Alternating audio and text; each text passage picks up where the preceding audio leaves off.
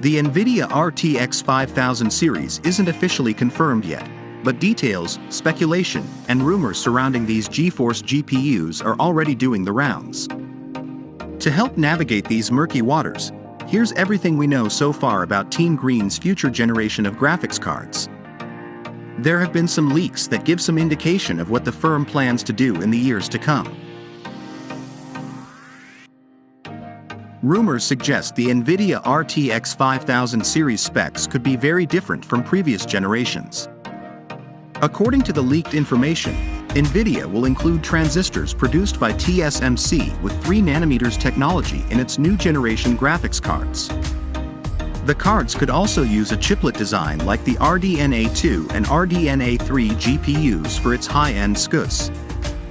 As a result, the cards may operate very differently from the RTX 40 series devices, changing their fundamental nature. This is in addition to a new streaming multiprocessor structure and a new denoising accelerator as part of the RTX 5000 ray tracing pipeline for better ray tracing and path tracing performance. The 5090 would likely offer an increase in AI-driven features too.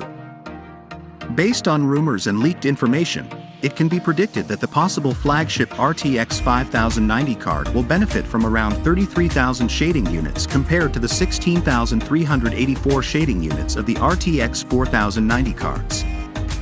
Also, this series of cards will probably have about 964 tensor cores, 412 RT cores, 1024 TMUs and 256 ROPs, which can provide them with 2 to 3 times more processing power than 4090 cards.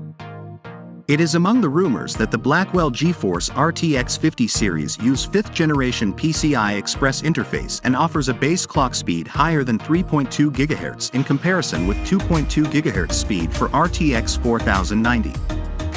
Likewise, it is expected that the next generation cards will be able to reach a boost clock of 3.7 GHz compared to the 2.5 GHz boost clock of today's cards.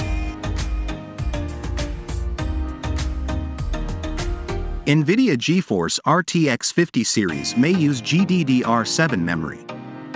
It will probably push the 50 series GPUs closer to 100% performance gains at the high end of the spectrum.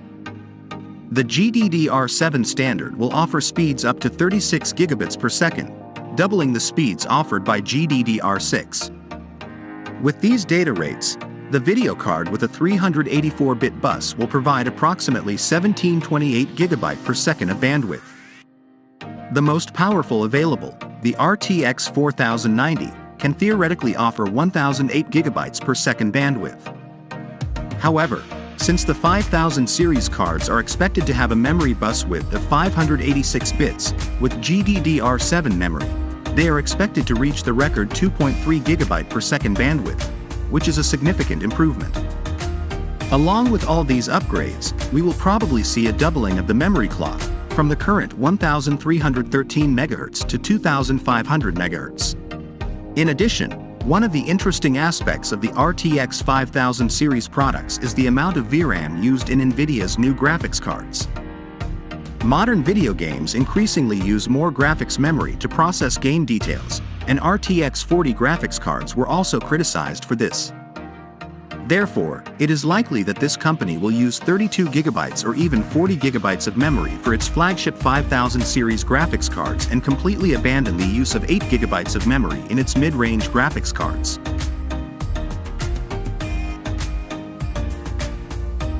That said, these next-generation GeForce graphics cards should offer the biggest performance leap in Nvidia history.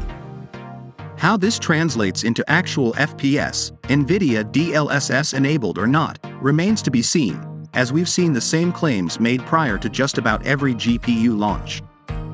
We expect massive improvements in ray tracing performance too. Since the 40 series cards already handle gaming well at the 4K resolution, we can expect more moves towards 8K gaming for the 5000 series. According to Nvidia's past trajectory, every GPU generation has brought about 20 to 30% performance improvements over the last generation.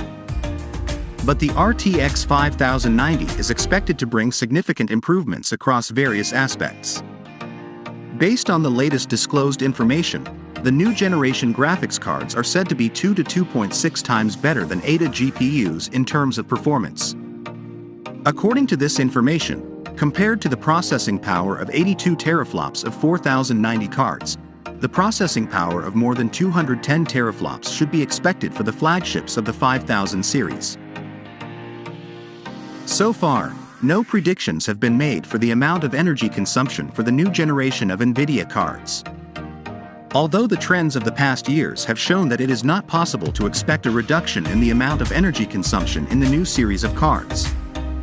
According to the prediction of more than 2 times more processing power compared to the 4000 series, we should probably think about providing about 650 to 900 watts of energy for the 5000 series cards. In order to have a more accurate picture of this issue, we must consider that currently, the amount of energy consumption predicted for the 4090 Ti card is equal to 600 watts. Offering this high processing power and high energy consumption makes us expect that the 5000 series cards will use much larger heat sinks than the 4000 series. Therefore, it can be expected that the minimum space required for this series of cards will be equal to 4 slots. At the moment, the reliable information revealed about the 4090 Ti card shows that this card will also require 4 slots of space for installation.